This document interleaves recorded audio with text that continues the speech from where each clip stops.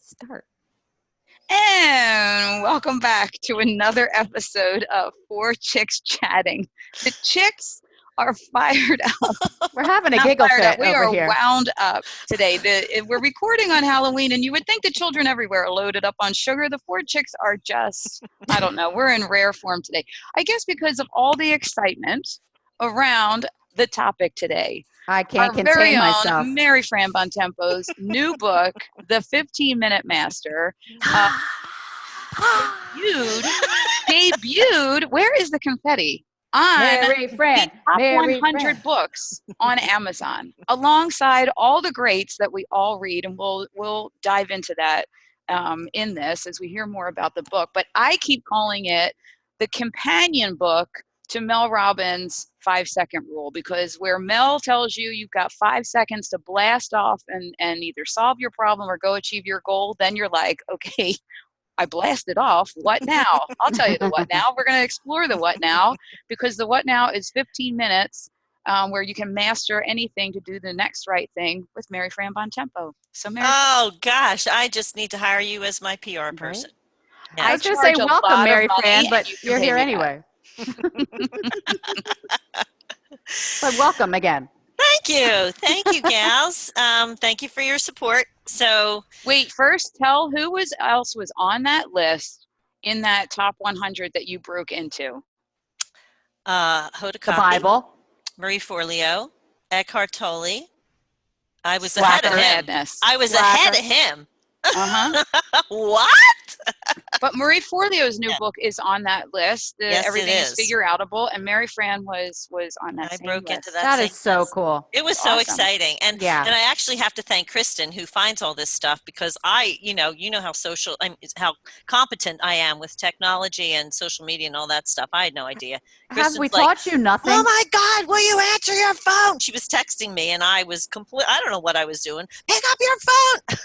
You were probably changing diapers. I probably was. Yeah, this is how compartmentalized my life is. I lost my mind when I saw it. I know, you were so, and thank God you did that, because I got my little screenshot of it and everything. It was very cool. Very cool. Marketing. I've gotten very cool. You're very savvy with that. So, yeah. So this book, for those who don't know my story, and I don't know how anybody could not know it because I shout it from the rooftops.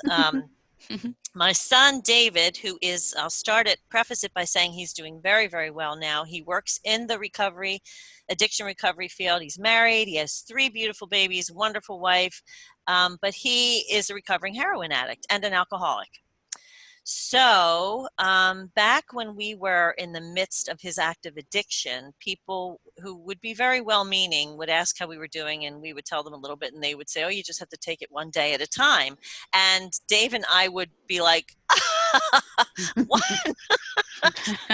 day, you know, in life with an addict, one day might as well be a million years, because things change that quickly. They're that challenging. They can be that devastating. You can be in a crisis before you open your eyes in the morning.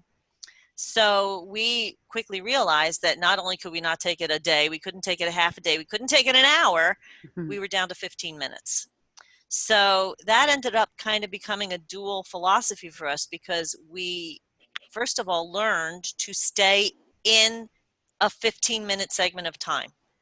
When you're in crisis, don't go beyond that. Get through the next 15 minutes. Be in that moment and get through those next 15 minutes, whatever they're bringing to you, and then get through the next 15 minutes, and then get through the next. And before you know it, you are at the end of that one day. But what I also found was that when I wasn't in the middle of a crisis, I could take 15 minutes and sit down and come up with one action step by asking myself 3 really super simple questions, one action step to move forward and make things a little bit better. And that was how the book came about. I think we should tell our audience what the book title is. It's called The 15-Minute Master, How to Make Everything Better 15 Minutes at a Time. I love it. Love it. And that's how it evolved. I think that I love that it's 15 minutes because, and you touched on it, where, any crisis, not even a crisis that you've been in the middle of, it could be a really bad day. Mm-hmm. And I tend to have those up and downs and start slipping down the rabbit hole into that pit. And I actually did it, Mary Fran, the other day. I didn't even tell you. Last week, I had a lot of really big wins and a lot of big speaking gigs, and I put everything I had and forgot by Monday morning.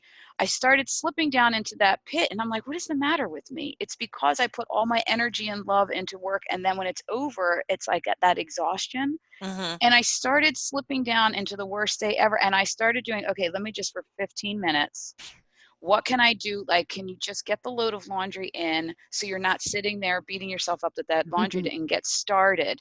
And then I was doing little increments. And, it also reminds me of Jen Cronenberger talks about bad, what does she say? Bad Bad moments, moments. It's not not a bad bad day. day. Right. Same thing. Right. Because we get so overwhelmed with it's too big. I can't, and I start thinking, if it's a something. This morning, my middle son and I got into something, and then he goes off to school, and I'm mad, and I'm like, okay, now the relationship is destroyed. I've lost this child forever. I start doing the music's playing and the movie ends, and we're all collapsed on the floor. We just have we go way too far into the, oh God, this is awful. That's why I Into like, the negative. Yeah. yeah. Yeah. Well, you said something really interesting, Kristen, and this was another thing that prompted all of this. I started to look at 15 minutes as like this magical time where it's enough to start. Like you said, things tend to be overwhelming, and they do. And you can have, whether it's a crisis or a day, just your normal day, 15 minutes is enough to start, to solve it. And again, piggybacking on the Mel Robbins thing, make the decision to start, live in that 15-minute period, and within that, figure out that one thing that you can do to start making something better. What is it? And again, there's 3 very simple basic questions that you ask, and I actually break it down. It's a process that I break down for people to figure out what that one action step is going to be.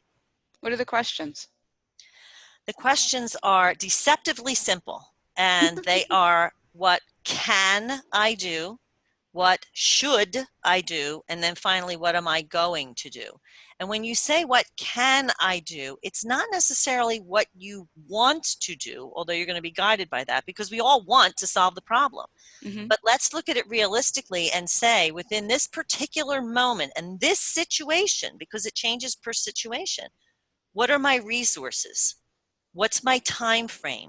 What am I physically able to do in this particular situation? So what can I do leads to other questions that can be applied to each circumstance or problem or issue, and the answers are going to be different.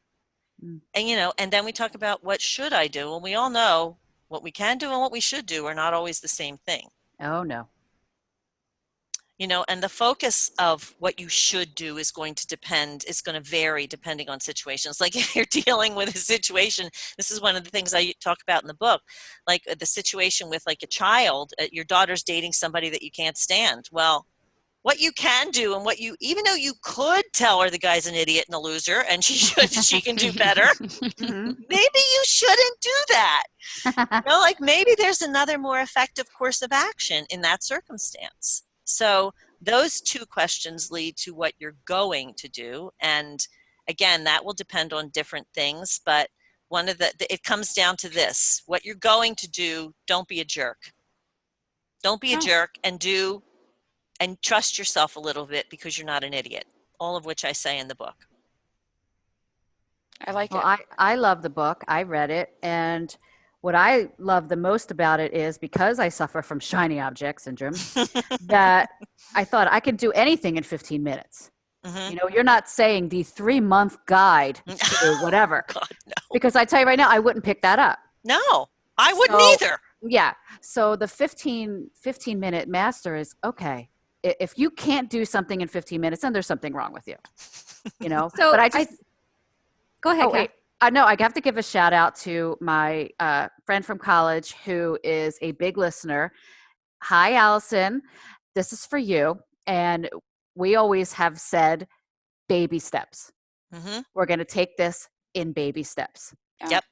whether it was a night on the town or whether it was a project with school. But either way, we're going to take baby steps. So I kind of look at this book as 15 minutes as a baby step. Yeah.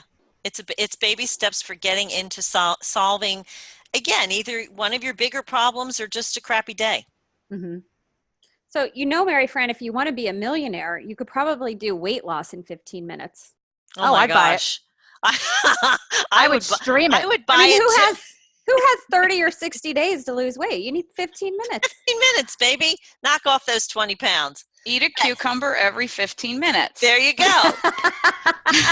But that speaks to our world now, right? I mean, everybody wants everything instantaneously. Yeah. Right? Oh, instant gratification.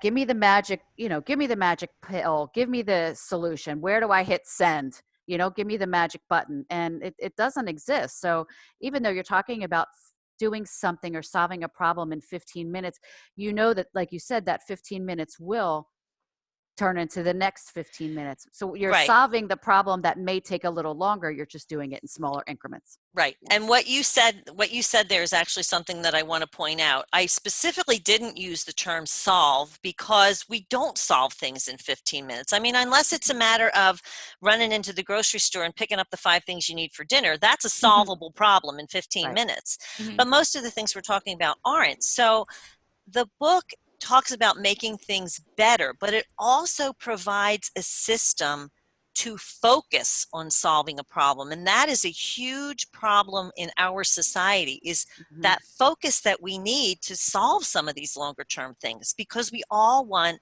everything done yesterday. We all want that instant gratification.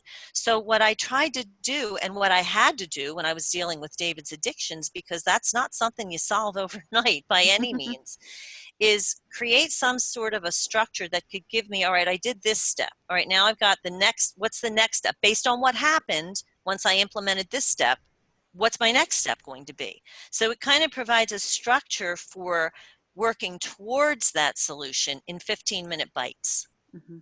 That's it. That's pretty much it.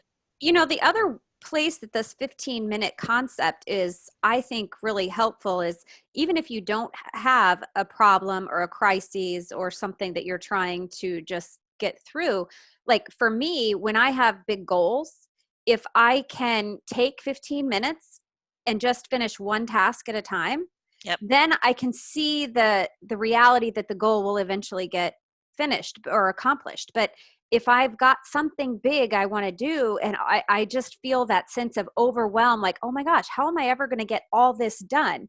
If I take out those little chunks of whatever things that I have to do, maybe it's just getting one headshot session edited, I can do that in 15 minutes. Not really, but I mean, I could get one image done maybe in 15 minutes, like whatever the case may be. I'm just throwing out hypothetical examples, but whatever the case may be, if I can do that 15 minutes, then I can start to take those chunks off my list that are ultimately going to get me to that end goal. So it's similar, but yet it a is little bit different. And that's the basis of it. 15 minutes is enough time to start. So That's Kristen, tweetable. Right? Yeah, 15 that's minutes tweetable. is enough time to start. It's that magical time. It's enough time to start and accomplish one thing. Yeah. You know what? I have a whole different, it's not negative, but it's not doing something. It's, how you say, before you react, take a breath. I actually I did it a few times in the past week, taking a breath for 15 minutes before responding to an email I was irate about. Several times. I've done that. And one just came out yesterday, and I was like typing this whole response like, you suck, that whole program sucks, and I've been here doing this, and blah, blah, blah. And then I was like, that would have, and I walked away for 15 minutes to rethink it, and I have not done the response yet, because thank God I didn't.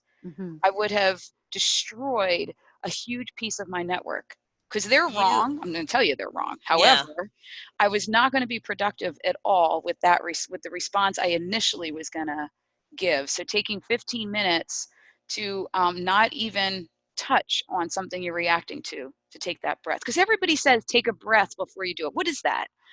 You can't just take a breath and then react. But if you give it that 15 minutes, your blood pressure comes down and you can really think more clearly. So I can actually give you an additional framework for that, because that actually touches on one of the things that I say in the book. When you're trying to figure out what you're going to do, you have three options. You have the case for courage, which means that you go all in courage. Kathy's favorite word. You have the case when doing nothing is best, which is what you did in that moment, or you have the case where you need to retreat. And each of those things are options in any given situation. So before you make the decision about what you're going to do, what your action step is, figure out, is this an occasion that calls for courage? Do I need to jump into this? Is this an occasion where I need to do nothing right now and see if somebody else maybe steps in or if things calm down or whatever? Or is this an occasion where I need to get the heck out and retreat and regroup and figure out where to go from there? God, I wish I would have thought of that. We should have had this episode recorded yesterday, and I would have avoided that whole blow up with my son this morning. Because that's exactly what I should have done. Because it was like he needed to know that he was being disrespectful, and he needed to know, you know what I mean? But it just, the way that it unfolded, I should have gone through those three things and picked a different route. Yeah. Oh, well. Is it courage? Is it nothing? Or is it retreat? Because each one of those things will bring you to a different place given whatever your circumstances are. And we also have to understand this. We spend a lot of time spinning on what ifs. One of the reasons that we don't get stuff accomplished is because we paralyze ourselves by, well, what if I do this and that happens? Or what if I do this and that happens?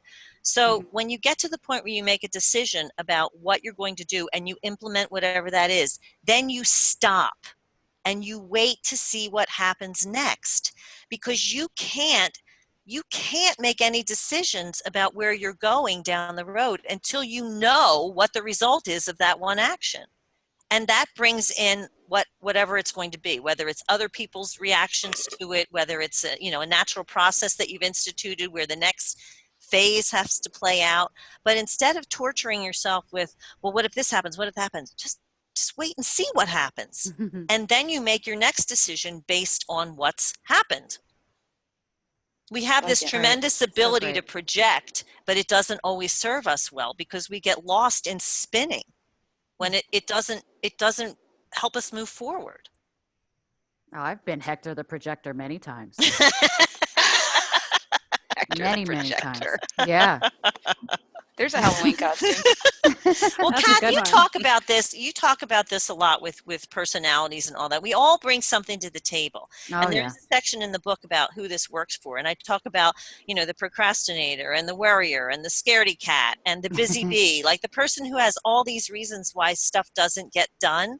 But when you acknowledge that about yourself and when you can see, okay, I tend to do this, then you can sort of nip that stuff in the bud and keep that from being the thing that stops you from making decisions and implementing action steps. I love it. Very valuable. Very valuable. I like it. Thanks. Do we Hey, need I just brilliance thought of bomb? the 15-minute diet. I think that you could not, you Jesus. could be courageous all day and not eat the stuff you want. And then at the end of the day, you have 15 minutes to eat it all. To eat whatever you want.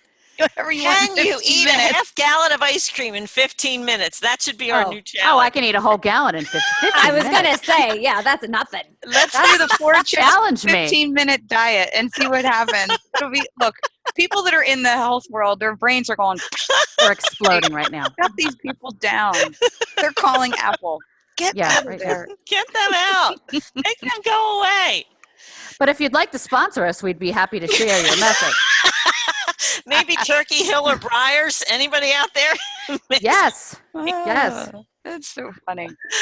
Oh, well, I think you it's left this important to notice too. I mean, to take note too, though, that this was how long ago that you went through that crisis, Mary Fran? Yeah, it was. And I have to say, David is healthy and he's well, and he. Back in August, celebrated 8 years clean and sober. That's so fantastic. Given that it is fantastic, but, I want to put this out there to everybody who has experienced a crisis or whatever. It was not easy for me to write this book because in the midst of talking about, the process and blah, blah, blah, I do tell the story of his addiction and all of the insanity that went along with that. And it took me a long time to be able to go back there. It's not an easy place to live, and when you get through it, you don't want to go back there. But I tend to believe, and I think most of us have come to that same conclusion, that we go through things the way to make it matter beyond our own experience is to help other people with it. Mhm. So I feel like that's the purpose of all of that, and that was the purpose in writing this book. Yeah, and it's Plus I important needed to to get honor. it out. It's Yeah. important to honor the folks that are in something like that right now, or very, recently out, and they still aren't feeling like themselves. It's a process. It takes a while, and we can all sit here and laugh about our crises, but it's been a while that we've been on the other side of it.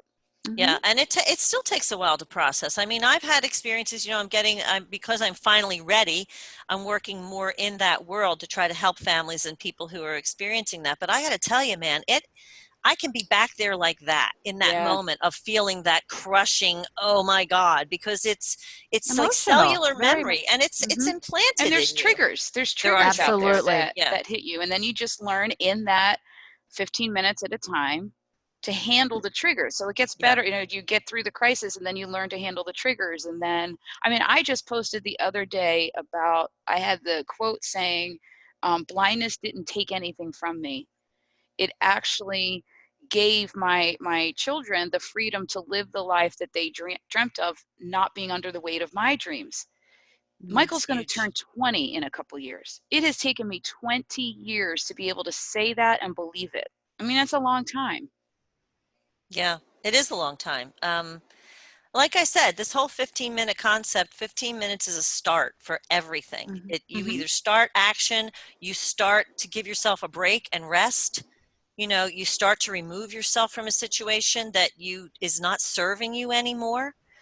There are so many applications for it. And quite honestly, the whole book came from the fact that that's the only way I got through David's active addiction. It's the Yeah. only way. I mean, otherwise I'd be on the other side of the turf right now, like this. You used an important word there, which is rest. And I think people forget that you need to do that when you're in the middle of something. Somebody posted on Twitter the other day, one of the guys in the rare disease world, he just was like, my daughter has this rare disease. I'm fighting for her life. And I feel like today I'm just not doing enough. And he was losing momentum, and it went like all through the rare disease community. And I'm like, dude, take the day off. You got to rest. You gotta rest and then come back at it in a day or two. Otherwise, you burn out, you're done, you go home, and then nobody's better for it. But everybody forgets that you do have to rest. You Well, do. and you can't take care of other people or serve Right. other people if you're not taking care of yourself and loving yourself first. So, Put your mask on first before assisting Mhm. others. Yeah, that Yeah. was why I wanted to make a point in the book that just because there were times in my situation with David when I could have done something more active, but I just didn't have the energy and the wherewithal that day to do it. Yeah. So I didn't. And I mean, was it the bravest decision at the time? No, but it was the one that I needed so that I could refresh myself and get back in the fight the next day. So, in another day I might have made a different decision. So a lot of this is about accepting where you are in that 15-minute time period too. Don't force yourself to be in a different place. Look at where you are right now. What's your energy level? What do you have to do? What do you have to accomplish today? Can you put this off and just rest? And then maybe, attack it again the next day with a higher level of energy and more clarity, which was another topic that we just covered in one of our shows. But I think it's so important that you say that, because think about it. You decide that you just don't have it in you, right? And most of us, which is what happened to me for 3.5 years, I felt so guilty that I didn't have it in me to go handle this, that it continues the downward spiral. So now I'm at the end of the day, I'm guilty. I didn't accomplish the stuff I wanted to. So I feel awful about myself. The next morning, I'm like, oh my God, you suck. Yesterday, you did nothing. And you Yeah. continue. Whereas if somebody would have said to me 19 years ago, dude, you're going to have a day where you don't want to do anything. Don't. And then get up the next day. And I Yeah. would have been like, and I do it now. I will Yeah. take a whole afternoon when I'm spiraling and say, this is the time I'm supposed to shut down so I'm stronger tomorrow. And I can accomplish a million more things the next morning than I would have if I would have tried to power through. But because I don't have that guilt, I can do that. Yeah, when you recognize rest and sometimes retreat and sometimes doing nothing as part of the process in accomplishing something, Yep. then you value it. And that's what we need to do. We need to value all of those steps and all of those places where we are. And that's why breaking it down into those 15-minute pieces where you do sit and evaluate, okay, where am I? What can I bring to this today? What am I going to, that's why that time period is so valuable. Yeah. Very good. Well, Well, listeners, if yeah. you haven't already purchased Mary Fran's book, I suggest you do so because it is absolutely worth every penny. And I want to actually go out and, first of all, thank the three of you for all of your support and your wonderful reviews, and thank Brave Sir Robin for what I think is an amazing cover shot. Oh my God, the cover is I incredible. mean, Beautiful. I was struggling so mightily with this. I don't know how many conversations I had with people and with Robin about what the heck to do with this cover. And one day she just pulls out this little clock and goes, "Oh, look what I got." And I literally went up to her office and we just goofed around for about a half an hour or so and she came up with a great idea, and I just love it. And she also did the headshot on the back of the book too. So, and told me, you have to do your branding colors and do this and blah, blah, blah. So anyway, he was an integral part in coming up with all of this. So I really need to say thank you for that and for all of your support. Ladies and gentlemen, Robin Graham, the branding and blah de blah. The blah de blah lady. Told me what to do about everything, and I just went, okay, and I did it. And so now there we are. It's so cool. It's amazing. But again, I'm going to go back to one of our basic tenets here, which is find your tribe, people, and you surround yourself with people who are supportive and smart and loving and encouraging, and you can do great things. And they tell you to just get the damn book out there. Exactly. Come on, get Stop it done, get it out there. Get over yourself, Marcino. Get out of your own way. Oh, yeah. Well, I love the book. Right. I think everybody's going to love the book. Thank you for being you, Mary Fran. Thank you for sharing your story. I think you've touched a lot of people today. Yeah, it's good Thank stuff. you, my chicks. Thank you. Appreciate it. And thank you, everybody, for listening. You can get the 15-Minute Master by Mary Fran Bontempo on Amazon. And wherever books are sold. Wherever books are sold. And if you're once you explore the book and something jumps out at you, leave a review for Mary Fran on Amazon. That'll help it spread far and wide and get into all of those metrics that Amazon has. And watch her keep climbing up that list on Amazon and be a part of all this fun and joy surrounding this book. And while you're at it, since you're going to be leaving a review on Amazon, here we go. on that social thing. We're on every single platform, even LinkedIn. Check us out over there. We are. Too. So if you're hanging out there, not wanting to do your work today, spend 15 minutes giving us a story on LinkedIn or Twitter or anywhere else. Thanks for tuning in, and we will catch you next time on Four Chicks Chatting. Bye.